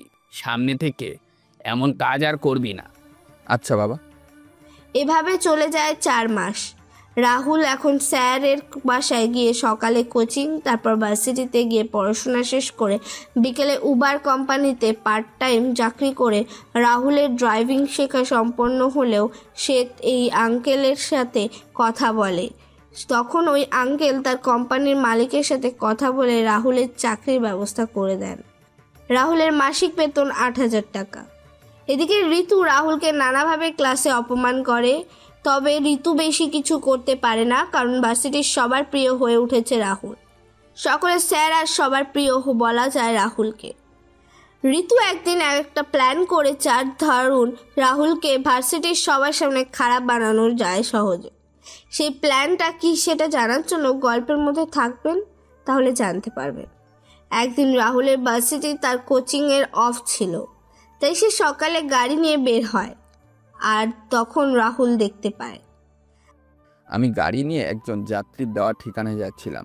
তখন দেখতে পেলাম রাস্তার অপর পাশে একজন ভদ্রমহিলার একটা মেয়ে গাড়ি থামানোর জন্য সিগন্যাল দিচ্ছে, কিন্তু কেউ দাঁড়াচ্ছে না, আর মেয়েটা কান্না করছে। তাদের দেখে মনে হলো তারা কোনো সমস্যায় আছে। আমি তখন তাদের কাছে গাড়ি ঘুরিয়ে গিয়ে বললাম, আন্টি কোথাও যাবেন? আর আপনার মেয়ে কান্না করছে কেন? ভদ্রমহিলা যখন রাহুলের দিকে তাকিয়ে রাহুলকে বলেন, আসলে বাবা, আমার মেয়ে এসএসসির পরীক্ষার্থী। সকাল 10টায় ওর পরীক্ষা, কিন্তু কোনো গাড়ি পাচ্ছি না। আর এখন 9:30 বাজে। এখন যদি কোনো গাড়ি না পাই তাহলে ওর জীবনটা নষ্ট হয়ে যাবে, আর আমাদের গাড়িটাও নষ্ট হয়ে গেছে। আমি মেয়েটার দিকে আবার তাকালাম, কেমন জানি মেয়েটাকে দেখে মায়া হলো। আমার যদি এমন একটা বোন থাকতো। তারপর আমি বললাম, আন্টি কোন স্কুল যাবেন? জালালাবাদ ক্যান্টনমেন্ট ইংরেজি স্কুল ও কলেজ। আমার এখান থেকে প্রায় 20 কিলোমিটার। এখন আমার যাত্রীদের দেওয়া ঠিকানায় যেতে হবে, না গেলে আমায় জরিমানা গুনতে হবে। কি যে করি, কিছুক্ষণ চিন্তা করে বললাম, আন্টি আপনারা গাড়িতে উঠেন, আমি নিয়ে যাচ্ছি। ওনারা গাড়িতে ওঠার পর আমি গাড়ি চালানো শুরু করলাম। এদিকে রাহুলের গাড়ি চালাচ্ছে আর এদিকে রাহুলকে সেই যাত্রী বুক করছিল, রাহুল সেই ব্যাগটা ক্যান্সেল করে দিল। তখন রাহুলকে অফিস থেকে কল দেওয়া হলো। রাহুল তখন সব কিছু খুলে বলে। অফিসের লোকজন বলে রাহুলকে জরিমানা সহ ও কোম্পানির মালিকের সাথে দেখা করার জন্য। রাহুল আচ্ছা বলে ফোন রেখে দেয়। রাহুল ঘড়ির দিকে তাকিয়ে দেখলো 9:40 বাজে। তখন রাহুল ট্রাফিকের সকল সীমা অতিক্রম করে গাড়ির ওভারস্পিডে গাড়ি চালিয়ে 40 কিমি রাস্তা 15 মিনিটে পৌঁছে যায় কলেজে। আচ্ছা আপু, আমি আর গাড়ি নিয়ে গেলাম না। মেয়েটার পরীক্ষা শেষ হওয়া পর্যন্ত অপেক্ষা করব বলে ঠিক করলাম। কোম্পানির মালিককে সব বুঝিয়ে বলবো। বোঝার পরও যদি জরিমানা করে তাহলে না হয় জরিমানা দিয়েই দিব। মেয়েটা চলে যায় কলেজের ভেতরে। তখন ভদ্রমহিলা রাহুলকে নিয়ে একটা জায়গায় বসেন। ভদ্রমহিলা রাহুলকে জিজ্ঞেস করলেন, তোমার নাম কি বাবা? আন্টি, আমার নাম রাহুল চৌধুরী। তোমার বাবা আর মা কি করেন? আন্টি, আমার বাবা একজন মুচি আর মা গৃহিণী। ভদ্রমহিলা রাহুলের মুখে কথা শুনে অবাক হয়ে তাকিয়ে রইলেন। আপনারা হয়তো মনে করছেন রাহুল তার বাবা মুচি বলছে, হয়তো তার জন্য অবাক হয়ে তাকিয়েছে। সেটা ভাবলে ভুল ভাবছেন। কারণটা হলো, অন্যরা যদি তার বাবার পরিচয় বলতো তাহলে মুখ কালো করে বলতো, কিন্তু রাহুল এই ক্ষেত্রে উত্তর দিল হাসি মুখে। তখন ভদ্রমহিলা রাহুলকে বলেন, আচ্ছা, তুমি যে হাসি মুখে বললে তোমার বাবা মুচি, এটা বলতে তোমার লজ্জাবোধ হয়নি? আন্টি, যেই কাজ করে বাবা আমাকে এত বড় করলেন, পড়াশোনা করালেন, আমি আমার বাবার সেই পেশা বা কাজ নিয়ে কেন লজ্জাবোধ করব? আমার বাবা তো আর এসি রুমের মধ্যে বসে 2 নাম্বার কাজ করছে না। আমার বাবা পায়ের ঘাম মাটিতে ফেলে টাকা উপার্জন করছে। এটা আমার জন্য অনেক বড় গর্বের বিষয়। বাবা, তুমি রাগ করো না। আমি আসলে এভাবে বলতে চাইনি। আসলে এখনের যুগে অনেক ছেলে আর মেয়ে আছে যে তারা তাদের বাবার সাথে পরিচয় করিয়ে দেওয়ার কারণে তাদের বাবা ও না কোনো ছোট কাজ করে। সত্যি বাবা, তোমার মতো ছেলে মেয়ে যদি সবার ঘরে থাকতো তাহলে আমাদের সমাজ আরও অনেক দূর এগিয়ে যেত। আমার পরিচয় দেওয়া হয়নি তোমায়। আমার নাম হলো মৌসুমী জাহান। আমি একজন ব্যাংকার। আর একটু আগে যেই মেয়ে তোমায় ভাইয়া বলে ডাকলো সে হলো ইসরাত জাহান রিয়া। আর আমার স্বামী বাংলাদেশের আইনমন্ত্রী। আচ্ছা, তুমি কি পড়াশোনা করো? হ্যাঁ আন্টি, আমি এই ভার্সিটিতে সিএসসি ডিপার্টমেন্টে 1ম বর্ষে পড়ি। তাহলে তো তোমার বাবার অনেক কষ্ট করতে হয়, আর তোমাকেও। হ্যাঁ আন্টি, ওই একটু কষ্ট তো হবেই, যতই হোক আমি মুচির ছেলে। আরে, আজকে থেকে তোর আর কোনো কষ্ট নেই। আমায় যখন আন্টি বলে ডেকেছিস, তাহলে আমি আমার ছেলেকে কষ্টে থাকতে দেই কি করে বল? আন্টি, আপনি দোয়া করলেই হবে, আমার আর কিচ্ছু লাগবে না। বেশি কথা বলবি না। আমি যা বলি সেটাই শুনবি। আমি আর কিছু বললাম না। পরীক্ষা সবেমাত্র শেষ হয়েছে। রিয়াও কলেজ থেকে বেরিয়ে এসে তার মাকে জড়িয়ে ধরে বলে, আজকের পরীক্ষাটা আমার অনেক ভালো হয়েছে। আমি এই সাবজেক্টে A+ পাবো। সেইটা শুধু তোর রাহুল ভাইয়ের জন্য সম্ভব হয়েছে। ভাইয়া, আজকে পরীক্ষাটা শুধু তোমার জন্য দিতে পারছি। তুমি যদি ওই সময় না আসতে তাহলে যে কি হতো। আরে তেমন কিছু না, যাই হোক তুমি পরীক্ষা ভালো করে দিতে পারছো, এটাই তো অনেক। এবার চলো গাড়িতে বসো। গাড়ির ভিতরে তিনজনে নানা কথা বলতে থাকে। এরপর রাহুলের গাড়ি একটা বাড়ির সামনে এসে থামে। বাড়িটা অনেক সুন্দর। বাড়ির সৌন্দর্যটা বাড়িয়ে দিয়েছে সবুজ গাছগাছালি আর বাড়ির সামনে থাকা ফুলের বাগান আর একটা ছোট্ট সুইমিং পুল। তারপর রিয়া আর মৌসুমী আন্টি গাড়ি থেকে নেমে যায়। তারা রাহুলকে ভেতরে যাওয়ার জন্য জোর করে, কিন্তু রাহুল মানা করে দেয়। রাহুল তাদের অনেক কষ্টে বুঝিয়ে চলে আসে। তবে আসার আগে রাহুলের নাম্বার রিয়া নিয়ে নেয় কৌশলে। ঋতু যে জেদ আর গুন্ডি মেয়ে, আমায় দেখলে কি থেকে কি করে ফেলে, দরকার নেই যাওয়ার। তারপর আমি আন্টি আর রিয়াকে নামিয়ে দিয়ে আমি চলে গেলাম আমার অফিসে। আমি আমার কোম্পানির মালিককে সকল কিছু খুলে বলি। তিনি সব কিছু শুনে আমাকে আর কিছু বললেন না। তারপর আমি সেখান থেকে এসে গাড়ি কোম্পানির গ্যারেজে রেখে বাসার উদ্দেশ্যে আসতে যাব, তখনই আবার অফিস থেকে কল আসে।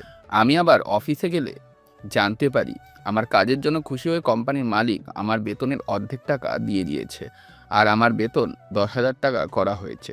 আমি খুশি হয়ে টাকাগুলো নিয়ে বাজার থেকে কিছু সবজি আর কিছু মাছ, মাংস আর বাবার মায়ের জন্য একটা লুঙ্গি আর শাড়ি কিনে আনলাম। আমি যখন সব কিছু নিয়ে বাড়ি ফিরছিলাম তখন হঠাৎ করে একটা গাড়ি আমার সামনে এসে থামে। আমি সামনে তাকিয়ে দেখলাম ঋতু নামছে গাড়ি থেকে। ঋতু আমার কাছে এসে বলে, কি মুচি বাচ্চা, এত বাজার করে কোথায় নিয়ে যাচ্ছিস? চুরি করেছিস নাকি? কথাটা বলে ঋতু রাহুলের হাতে থাকা সবজি, মাংস, মাছের ব্যাগগুলো মাটিতে ফেলে দিল। মাছ, মাংস রাস্তায় আর সবজিগুলো রাস্তার পাশে থাকা ময়লা পানিতে গিয়ে পড়ে। আর কিছু সবজি ঋতু পা দিয়ে পিষে দিল। তখন রাহুল বলল, আমার রাগটা আমি কন্ট্রোল করতে পারলাম না। এবার আমি ঋতুর গালে ঠাস ঠাস করে চারটা থাপ্পড় বসিয়ে দিলাম। তারপর বললাম, আসলে ম্যাডাম আজকে বেতন পেয়েছি তো, তাই একটু বাজার করে নিয়ে যাচ্ছি। আপনি এইগুলো কি করলেন? আমরা গরিব বা মুচি হতে পারি, কিন্তু আপনাদের মতো এত খারাপ না। আমি কথাগুলো বলে সবজিগুলো তুলে আবার ব্যাগে ভরে নিলাম। পিষে ফেলা সবজিগুলো মাঝে যেগুলো ভালো সবজি আছে ওগুলোই নিলাম। আমার পায়ের পিষা খাবারই তুই খাবি? এটা আমার উপার্জন করার টাকা কিনা, আর আপনি কি বুঝবেন টাকা উপার্জন করতে কত কষ্ট হয়? আপনারা তো বড় লোক, আপনারা এসির ভেতরে বসে কাজ করেন, তাই তেমন কষ্ট মনে হয় না। কিন্তু আমরা আমাদের পায়ের ঘাম মাটিতে ফেলে টাকা উপার্জন করি, তাই সেই কষ্টের টাকায় কেনা সবজি নষ্ট হলেও খেতে হয়। রাহুল কথাগুলো বলে চোখের জল ফেলে দেয়। ভাগ্য ভালো মায়ের জন্য কেনা শাড়ি বা বাবার জন্য লুঙ্গিটা ব্যাগে রেখেছিলাম। রাহুলের চোখ দিয়ে পানি পড়ছে অবিরাম। সে মনে করেছিল সবজিগুলো নিয়ে বাবার সাথে মায়ের সাথে একসাথে বসে খাবে, কিন্তু তার হলো কই। তখন ঋতু বলে, বেতন না, কারো দোকান থেকে টাকা চুরি করে নিয়ে এসছিস। অবশ্য তোর মতো ছেলেদের পক্ষে সব কাজ করা কোনো ব্যাপার না, আর আমায় থাপ্পড় মারিস, তোর তো সাহস কম না? আমি বুঝতে পারলাম এই মেয়ে আমায় নানা রকমের কথা বলে অপমান করবে, তাই আমি কোনো কথা না বলে রাস্তা দিয়ে না গিয়ে জমির আল দিয়ে হাঁটা শুরু করলাম। এদিকে ঋতু তো আমার পেছন থেকে ডাকছে। আমি কোনো কথা বললাম না, সোজা হাঁটতে লাগলাম। কিছু দূর আসার পরে পিছনে তাকিয়ে দেখলাম ঋতু এখনও দাঁড়িয়ে আছে আগের জায়গায়। আমি আর না তাকিয়ে বাড়িতে আসার আগে একটা পুকুর থেকে সব কিছু পরিষ্কার করে নিলাম, যাতে করে মা কিছু বুঝতে না পারে। তারপর বাড়িতে চলে এলাম। বাড়িতে এসে মা আর বাবাকে তাদের জন্য আনা সকল কিছু দিয়ে দিলাম। মা সবজিগুলো দেখে কিছু বলতে চেয়েছিল, কিন্তু মা কিছু বলল না। আমি গোসল করে খাওয়া দাওয়া শেষ করে ঘুমিয়ে পড়লাম। সন্ধ্যাবেলা ঘুম থেকে উঠে হালকা নাস্তা করে পড়তে বসলাম। পড়া শেষ করে খাওয়া দাওয়া শেষ করে আমি আর কিছু সময় পরেই ঘুমিয়ে গেলাম। পরের দিন সকালে রাহুল ঘুম থেকে উঠে কিছু সময় এক্সারসাইজ করে হাত মুখ ধুয়ে পড়তে বসলাম। পড়া শেষ করে স্যারের বাসার উদ্দেশ্যে রওনা দিলাম। বাসায় পড়া শেষ করে আমরা ভার্সিটিতে চলে গেলাম। সব কিছু মিলিয়ে রাহুলের পড়ালেখা কাজ ভালোই চলছিল। মৌসুমি আন্টি আর আঙ্কেল রাহুলের বাবার সাথে এসেও কথা বলে যায়, তবে রাহুল তাদের সামনে গেলে কথা বলা বন্ধ হয়ে দিত। প্রথম যেদিন মৌসুমি আন্টি আর আঙ্কেল এসেছিল, তখন আঙ্কেল রাহুলের বাবার সাথে বাইরে গিয়ে কি যেন কথা বলল আর কান্না করলো। তারপর দুজনে আবার একজনে আরেকজনের কাঁধে হাত রেখে ঘরে প্রবেশ করেন। এটা দেখে তখন রাহুলের কিছুটা সন্দেহ হয়। তারপরও রাহুল তার বাবা আর মাকে কিছু বলেনি। মৌসুমি আন্টি আর আঙ্কেলের সাথে রিয়াও আসতে রাহুলদের বাসায়। রিয়া পড়ার কোনো সমস্যা নেই, রাহুলের সাথে কথা বলতো। যখন রাহুলকে তাদের বাসায় যাওয়ার জন্য বলতো, তখন রাহুল কথাগুলো এড়িয়ে যেত। এভাবে কেটে যায় 4 মাস। রাহুলদের ইনকাম পরীক্ষা সবে মাত্র শেষ হয়েছে। একদিন রাহুল গাড়ি ড্রাইভিং করছিল, তখনই রাহুলকে ফোন বেজে ওঠে। রাহুল ফোন নিয়ে দেখতে পায় তার বাবা ফোন। রাহুল ফোন রিসিভ করে বলে, হ্যাঁ বাবা বলো। কালকে অফিস থেকে ছুটি নিয়ে নিস, আর তোর ড্রাইভার আঙ্কেলকে বলিস আমাদের বাসায় আসার জন্য। কেন বাবা, কি হয়েছে? যা বলছি সেটা করো, আমার কথা কোনো নড়চড় যেন না হয়। আচ্ছা বাবা। আর হ্যাঁ শোনো। হ্যাঁ বাবা বলো। কালকে মামুন, রাহাত, বিশ্বজিৎ, সামিরা আর মিথিলাকেও বলো বাসায় আসার জন্য। আচ্ছা বাবা। আমি ফোন কেটে চিন্তা পড়ে গেলাম, বাবা হঠাৎ করে সবাইকে বাসায় আসতে বলছে কেন? দাদি বা দাদি সিনিয়র তো না, তাহলে কালকে কি? তারপর আমি আমার কাজ শেষ করে অফিস থেকে ছুটি নিলাম। তারপর আমি অফিস থেকে বের হয়ে কল দিলাম মামুনকে। হ্যাঁ রাহুল সাহেব বলুন, আজকে এতদিন পরে মনে হলো আমার কথা। চুপ শালা, আমি তো প্রতিদিনই মেসেঞ্জারে কথা বলি তোদের সাথে। ও হ্যাঁ, আপনাদের বলাই হয়নি, আমি আমার বেতনের কিছু টাকা জমিয়ে একটা অ্যান্ড্রয়েড ফোন কিনেছি। তা অবশ্যই ঠিক। এখন বল, কল দিলি যে? বাবা ফোন দিয়ে বলল কালকে তোদের সবাইকে বাসায় আসার জন্য। কেন, কালকে তোদের বাসায় কি যার জন্য আমাদের সবাইকে দাওয়া দিলি? কি জানি, কালকে এলেই জানতে পারবি। সেটা তো অবশ্যই। আর হ্যাঁ, সবাইকে বলিস ল্যাপটপ নিয়ে আসতে। আমার প্রজেক্ট কত দূর এগোলো সেটা জানতে হবে তো। তাহলে কালকে একটু মজা করব, এর মাঝে তুই প্রজেক্ট নিয়ে পড়লি? তুই জানিস তো স্যার আমাদের কতটা ভরসা করে। জানি। আচ্ছা, বলে দিব সবাইকে। আচ্ছা, আমার কেন জানি মনে হচ্ছে কালকে তোর সাথে কিছু একটা হবে। কি হবে রে শালা? তোর বিয়ে বা ওটা হবে। শালা, ইয়েটা কি বে? কাটা হবে। শালা হারামি, ফোন রাখ। আয়, তোর কাটবো কালকে। আরে শালা, আমি তোর চুলের কথা বলছি। আয় কালকে, তোর সব কিছু কাটবো। আয় একবার, আয়। আর এদিকে ঋতুর বাবা আর মা ঋতুর সবকিছু জব্দ করে নিয়েছে। ঋতু সবাইকে নানা ধরনের প্রশ্ন করছে, কিন্তু কেউ কিছু বলছে না। সবাই বলছে কালকে বাসা থেকে যেন বের না হয়, কালকে বাসায় একটা পার্টি আছে। তাই ঋতুকে সবাই বাইরে যেতে মানা করছে। ঋতু ও পার্টির কথা শুনে খুশি হয়ে যায়, তখন রেগে চিৎকার করে বলে,